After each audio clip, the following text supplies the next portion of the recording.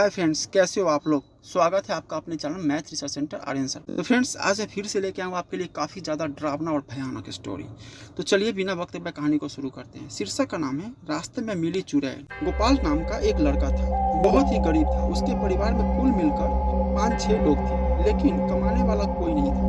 एक दिन गोपाल ने सोचा कि चलो मैं ही कुछ काम ढूंढता हूँ, शायद बाहर मुझे कुछ काम मिल जाएगा तो मेरा परिवार 2 वक्त का खाना तो खा लेगा। उसके बाद गोपाल काम की तलाश के लिए शहर चला गया। सुबह से शाम हो गई, लेकिन उसे अभी तक कोई काम नहीं मिला।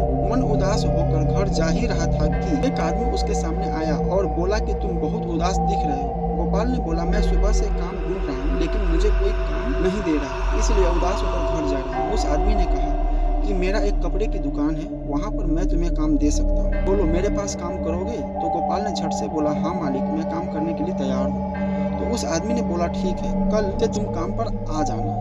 इतना बोलकर वो चला गया। गोपाल बहुत खुश हो गया और अपने घर चला गया। घर जाने के बाद अपने परिवार वालों से बताया कि मुझे काम मिल गया, तो घर वाले भी बहुत खुश हो गए।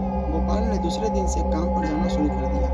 उसके घर से दुकान लगभग 10 किलोमीटर की दूरी पर था। उसके पास कोई समाधान नहीं था, इसलिए वह घर से सुबह निकलता था तो वापस घर आते आते उसे रात हो जाती थी। रोज का उसका ऐसा ही चलता था। एक दिन गोपाल जब दुकान से घर जा रहा था तो उसने देखा कि रास्ते में एक बहुत सुंदर लड़की खड़ी थी। उसके बहुत लंबे लंबे बाल थे, आंखें भी बहुत बड़ी बड़ी थी और कपड़े भी बहुत सुंदर पहने थे। जब गोपाल उसके सामने आया तो उसे वह गोपाल को बार बार घूरने लगी। गोपाल ने एक बार उस लड़की को देखा और अनदेखा करके अपने घर की ओर चल दिया। दूसरे दिन जब गोपाल काम खत्म करके घर वापस जा रहा था तो वही लड़की उसे उसी जगह दिखाई दी और वह फिर उसे घूरने लगी। फिर भी गोपाल ने उसकी तरफ पलट कर नहीं देखा और अपने घर की ओर निकल गया।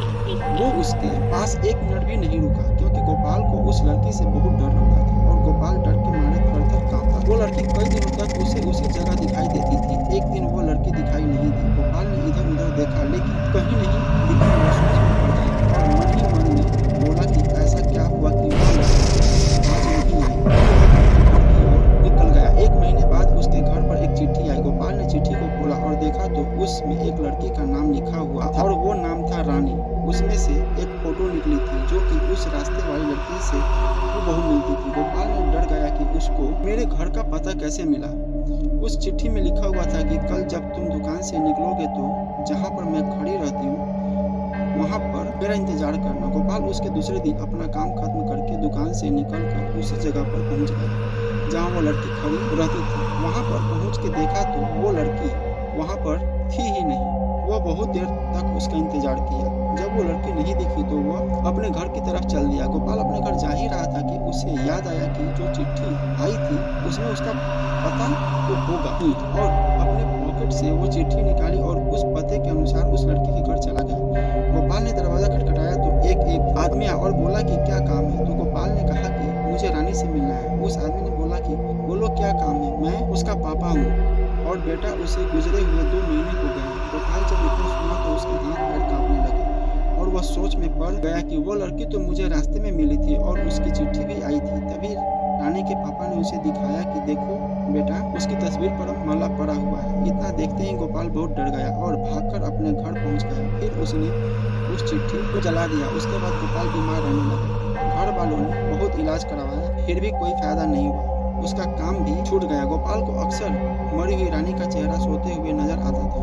ये सब बातें जब गोपाल ने अपने घर वालों को बताई तो घर वालों ने तांत्रिक बाबा को बुला के गोपाल का इलाज करवाया। उसके बाद गोपाल ठीक हुआ। तो फ्रेंड्स, कैसा लगा स्टोरी प्लीज कमेंट करके बताइए और हमारे चैनल को सब्सक्राइब जरूर कीजिए। मिलते हैं अगले स्टोरी में।